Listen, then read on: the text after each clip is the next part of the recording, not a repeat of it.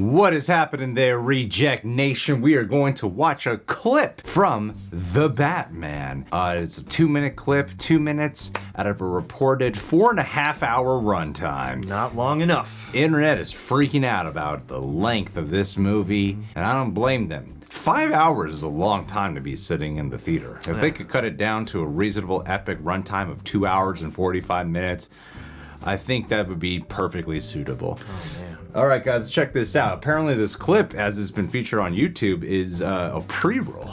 Oh, great. Yeah. Why not?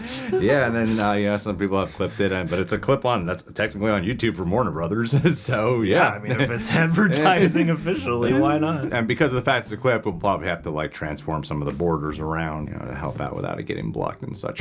So maybe you'll see the actual clip before the video, too. So. And then maybe they'll release a higher quality version of this clip by the time this video's out. But in the meantime, let's watch what we currently have to work with.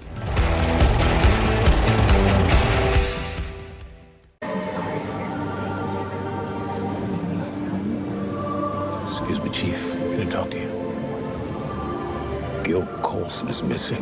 What? He hasn't been heard from since last night. Christ, not again. Hey, Mr. Wayne. You got people looking for him, Jim? Sent a couple guys to his house. Nothing. What did his wife say? She hadn't heard from him.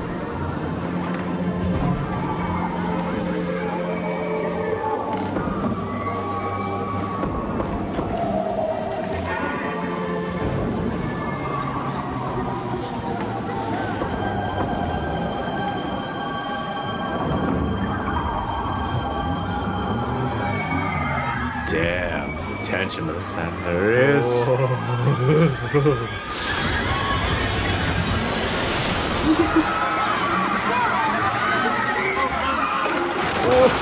Wow. It's like the devil's in the church. Yeah. Get back now! Get back!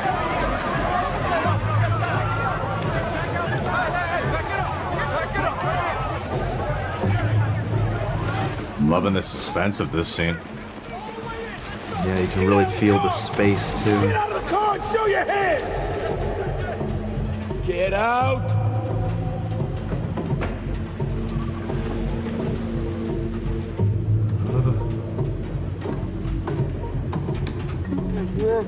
Get him up! Get out! Show him! Christ, it's Coulson. There's a bomb around the set!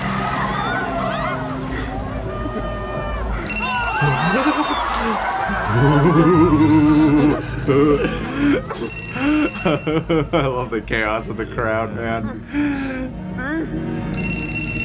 Let's clear this place out now! Everybody panic. Bruce remains there. The Batman.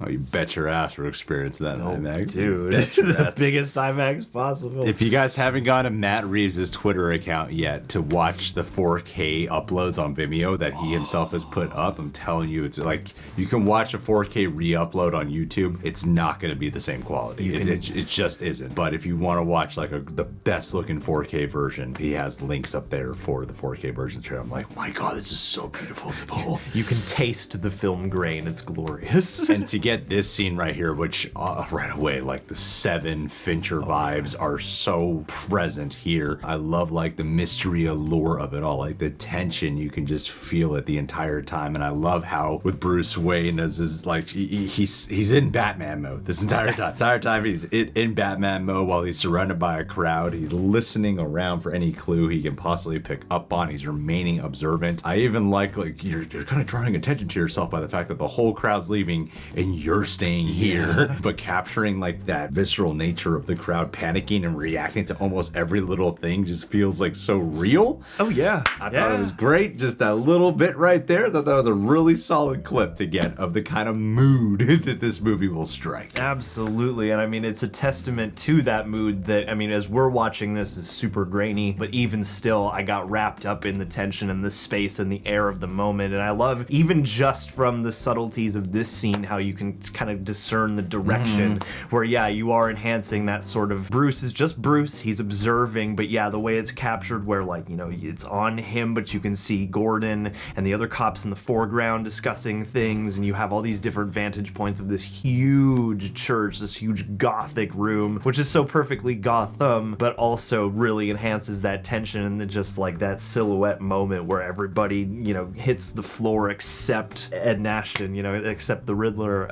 It's just, I love the tension that they're drawing. And I think it's like really cool that this clip released, it starts off with him watching the child, who I'm assuming is possibly the son of the person whose funeral they are attending, which in some ways I'm sure Bruce Wayne is seeing himself within that little boy, and then he saves that little boy as well. Like, that's the whole point of why Batman is Batman. I feel like this is such like an intentional clip to put out there as your first official one, right? Yeah, it's a little understated, but I think when you dig deep, it makes sense. Although I am a little bit curious, though. He's right at the front of the crowd at the on the balcony. Yeah. He's all masked up. He looks suspicious as hell. Pardon me, excuse me. There's a whole bunch of cops everywhere, and no one's like, who is that guy? But that's what makes him so evil. Unless, of course, Yeah. unless he wasn't there originally, then he walked over to there as the chaos ensued, where like the car comes crashing through, you know, so I'm curious about that. But the way they utilize the sound effect, I love how it doesn't cut to the car outside coming through, crashing in. You can literally just hear the sound elevating. It's like building up, that you could hear some of the crowd outside, like the commotion, and you're just staying locked into the perspective of Bruce Wayne and anyone in his immediate surrounding. So that way the fear is building of what's coming through, and if you've seen the trailer, you can guess what's probably gonna come through. But it still creates that level of suspense because of the fact how they're using the auditory technicality of the scene, as well as locking into perspective here. I think like what Matt Reeves has done here with just this one clip alone, I'm like, come on, man. Like that's why the runtime doesn't bother me, because I'd rather have a movie that takes its time, that knows how to build the tension and suspense. I'd rather walk out of a film technically saying, yeah, a couple of things could have been cut, versus I feel like this should have been longer.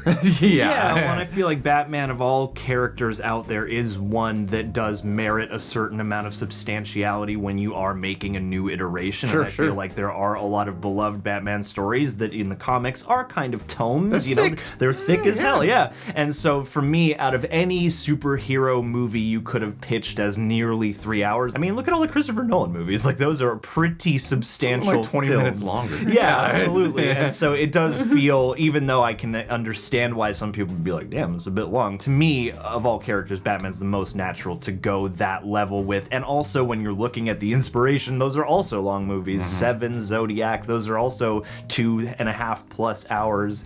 So to me, that just gets me all the more excited because of the level of tension and the level of air you can use. You don't probably have to rush from one thing to the next. So I'm super excited for that mood. All right, guys. Well, what'd you think about this Batman clip? Leave your thoughts down below. You can subscribe, click that notification bell, leave a like, and we will catch you all soon.